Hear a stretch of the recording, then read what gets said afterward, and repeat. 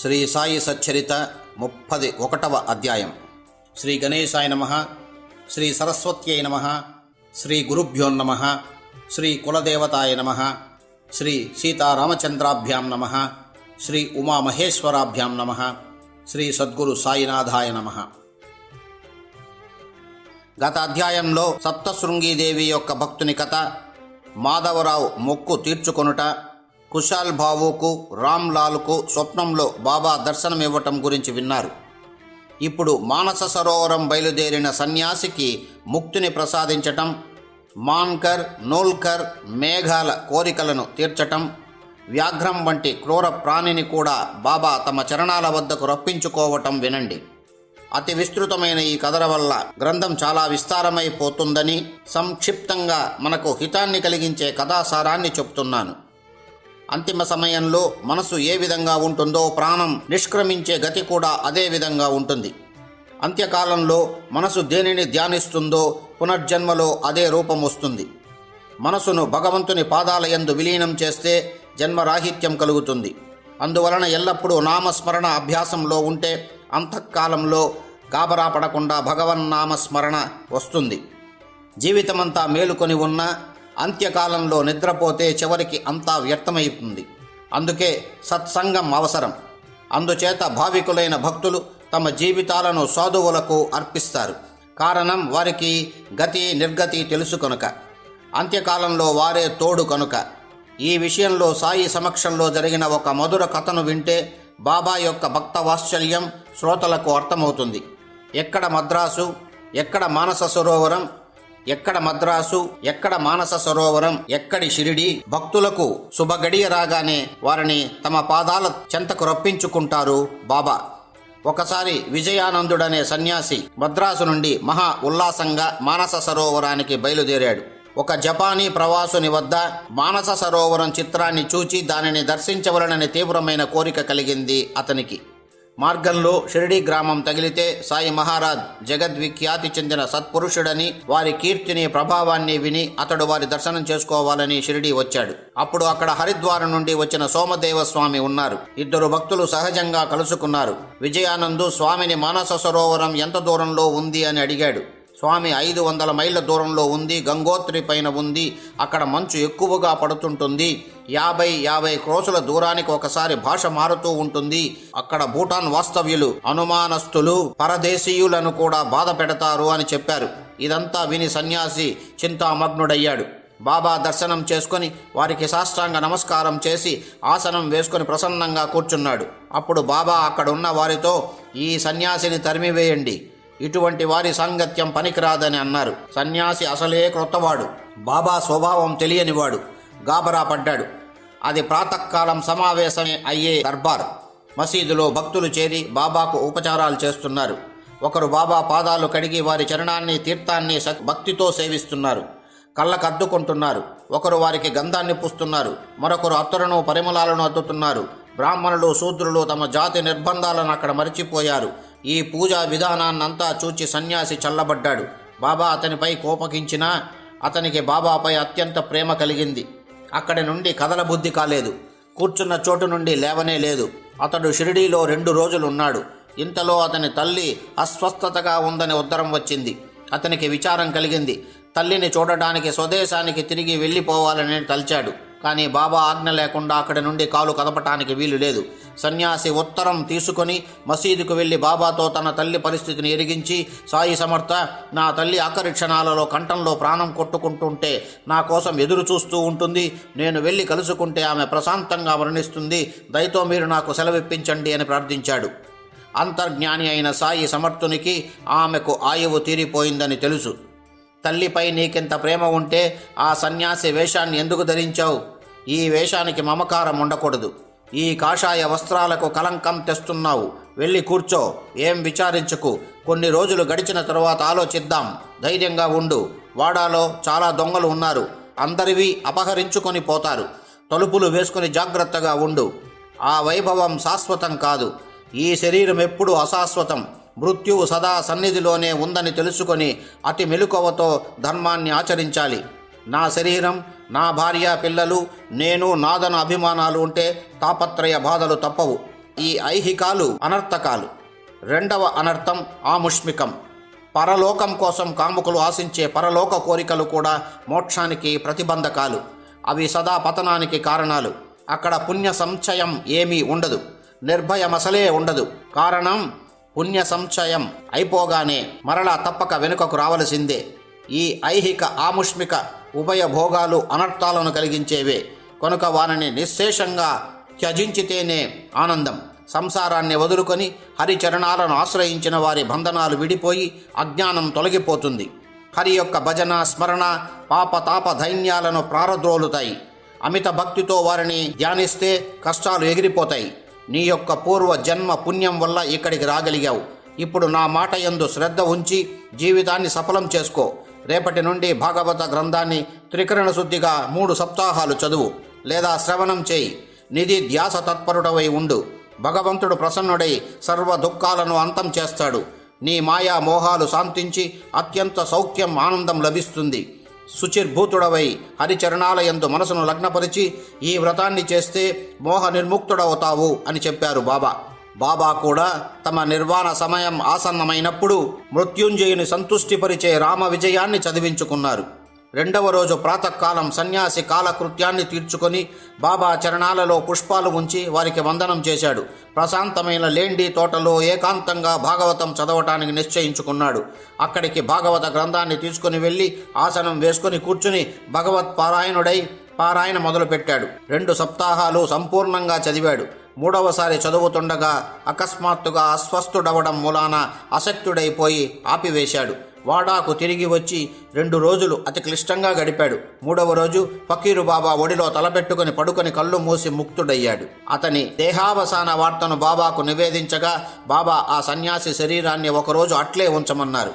భక్తులు అతడు మరలా బ్రతుకుతాడనే ఆశతో అతని శరీరాన్ని రక్షించారు. ఒక్కసారి పోయిన ప్రాణం మరలా తిరిగి రావటం సంభవమా? కానీ బాబా యొక్క మాట ప్రకారం అతని శరీరాన్ని ఒకరోజు ఉంచారు. దాని పరిణామం పోలీసు వారికి అతని ఆకస్మిక మరణానికి సంశయాలేవీ కలగలేదు. తరువాత ఆ శవానికి యథావిధిగా యోగ్యమైన స్థలంలో శవ సంస్కారం చేశారు. ఇటువంటిదే మరొక కథ వినండి.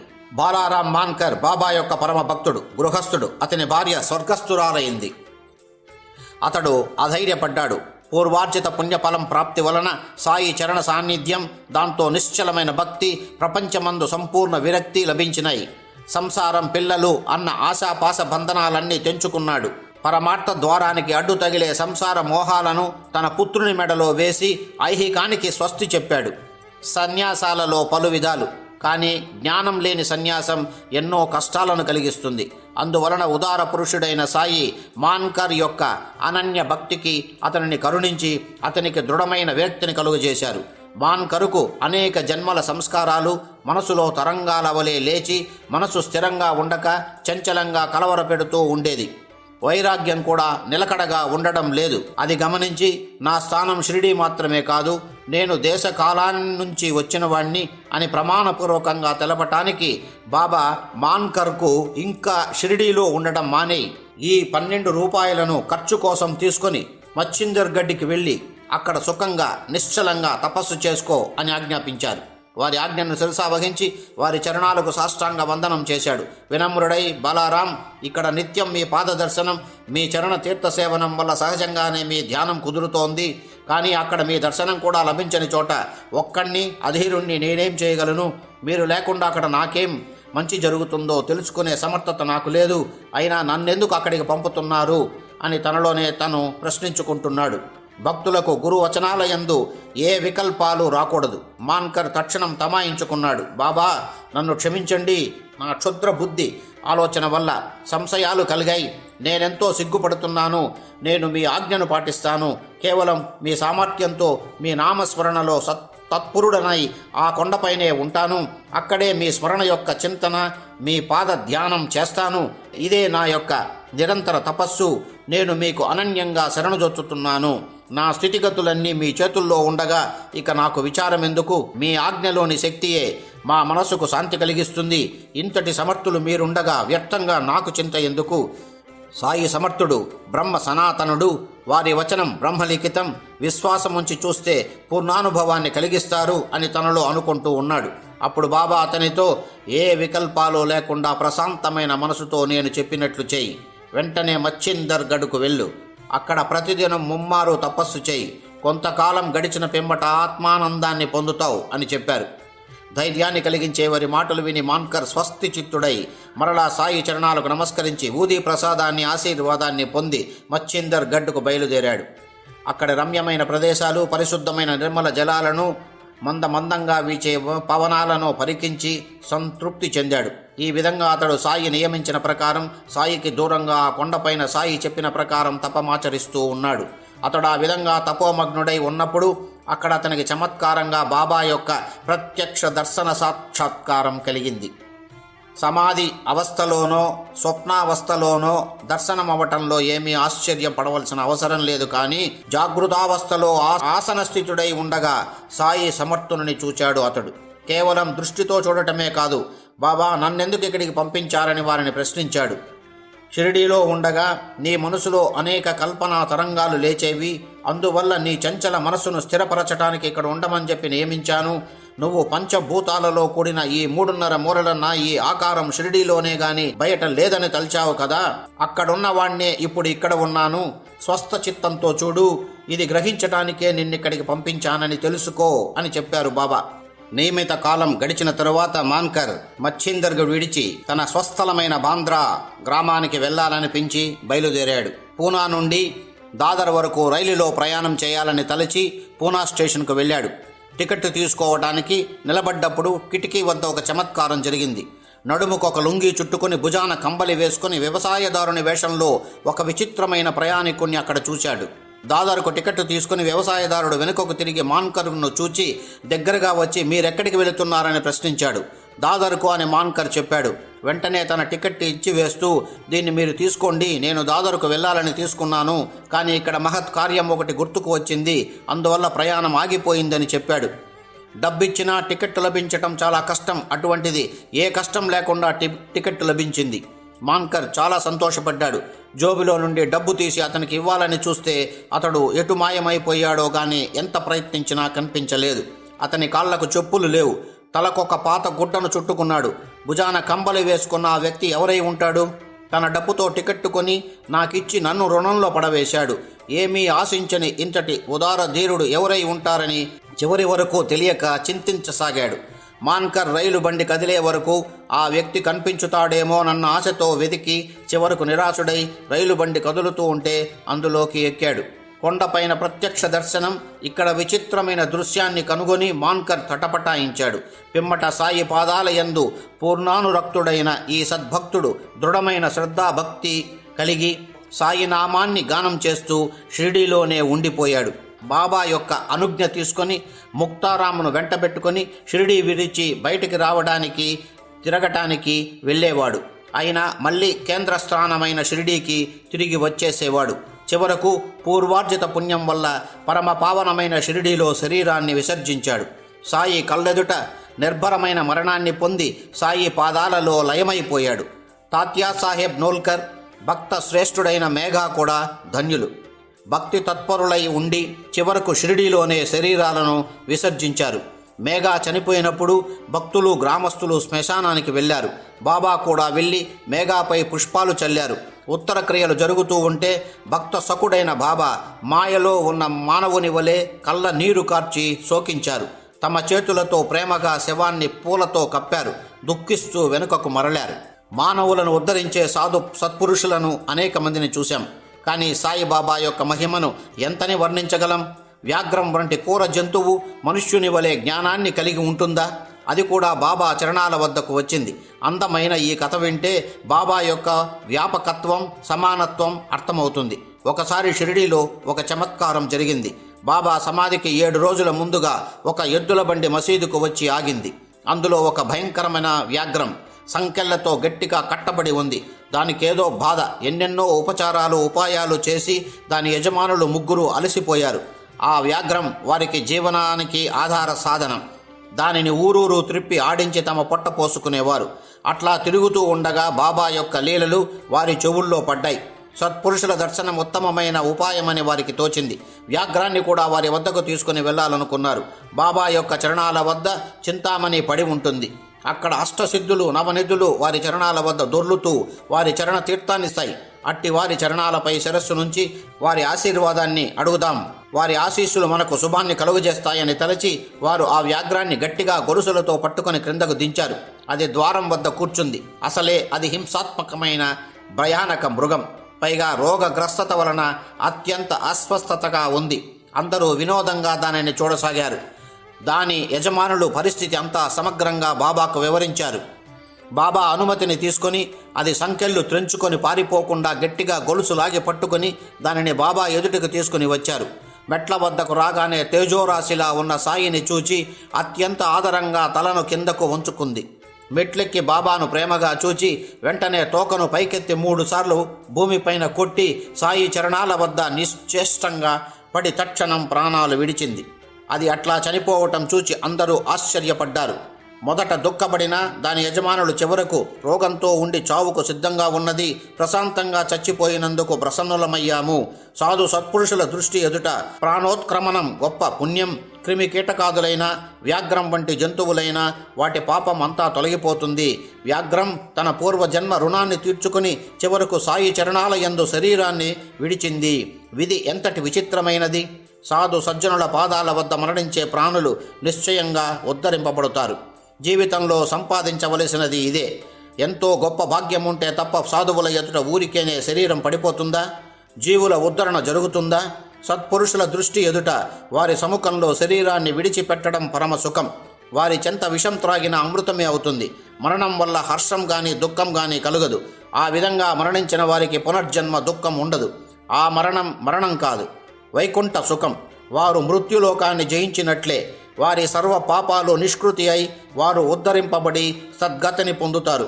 ఆ విధంగా సత్పురుషులను అవలోకిస్తూ శరీరాన్ని విడిస్తే అది మరణం కాదు, వారి ఉద్ధరణ. ఇదంతా చూడగా ఎవరో పుణ్యాత్ముడు తన విద్యాభిమానంతో హరిభక్తుని అవమానిస్తే ఆ భక్తుని శాపం వలన క్రూరమైన వ్యాఘ్రంగా జన్మించి సాయి దర్శనంతో పాపాలన్నీ దహించుకొని పోయి శాప విమోచనమై అతనికి ఉద్ధరణ జరిగింది అని అనిపిస్తుంది. ఈ విధంగా పూర్వ కర్మానుబంధం వలన కలిగిన క్రూర దేహ సంబంధం లోహ శృంఖలాల బంధం విడిపోయింది. ఇది ఈశ్వరుని నిబంధన. సాధు సత్పురుషుల చరణాలలోనే గాని ఇతరత్రా ఉద్ధరణ ఎక్కడి ఉంటుంది అని తలచి పులి యజమానులు ప్రసన్నులైనారు. వ్యాఘ్రం వారి కుటుంబ పోషణానికి సాధనం కదా, అందువల్ల దాని మరణానికి కొద్దిగా ఖిన్నులయ్యారు. ఆ పులి శరీరాన్ని ఎక్కడ పాతి పెట్టాలని బాబాని అడిగారు. బాబా వారితో ఆ పులి చాలా పుణ్యం చేసుకుంది, అందువలననే ఇక్కడికి వచ్చి మరణించింది, సుఖాన్ని పొందింది. మీరు దీని గురించి దుఃఖపడకండి. తీసుకుని వెళ్ళి తకియా వెనకనున్న శంకరుని దేవాలయం వద్ద నంది దగ్గర పాతిపెట్టండి. దానికి సద్గతి కలుగుతుంది. మీ ద్వారా దానికి రుణ విముక్తి బంధ విముక్తి కలుగుతుంది. గత జన్మ రుణాన్ని తీర్చుకోవడానికి ఈ రూపంలో మీ వద్ద ఇంతవరకు బంధనంలో పడి ఉంది అని చెప్పారు. అదేవిధంగా దానిని తీసుకుని వెళ్ళి శివాలయం వద్ద నందికి సమీపాన పాతిపెట్టారు. ఎంతో చమత్కారంగా వ్యాఘ్రం అకస్మాత్తుగా చచ్చిపోయింది. ఇదొక చిన్న విషయమే అయినా నాకు మరపురాని ఘటన. కారణం, ఇది సంభవించిన 7వ రోజున బాబా తన శరీరాన్ని విసర్జించారు. తరువాతి అధ్యాయంలో బాబా స్వయంగా తమ గురువు యొక్క విశిష్టతను వర్ణించారు. తమ అనుగ్రహాన్ని ప్రసాదించి గోఖలే భాయ్ కోరికను తీర్చారు. హేమాద్ పంతు సాయినాథుని శరణుజొచ్చి బాబాను వారి గురువు ఏ విధంగా తలను క్రిందకు కాళ్లను పైకి ఉంచి బావిలో వ్రేలాడకట్టి అనుగ్రహించాలో శ్రవణం చేయండి అని మనవి చేస్తున్నాడు. స్వస్తి శ్రీ సంత సజ్జన ప్రేరితం భక్త హేమాద్ పంతు విరచితం శ్రీ సాయి సమర్థ సచ్చరితంలో దర్శన మహిమ అను 31వ అధ్యాయం సంపూర్ణం. ఓం శ్రీ సాయినాథాయ నమః. శ్రీ సద్గురు సాయినాథార్పణమస్తు. శుభం భవతు.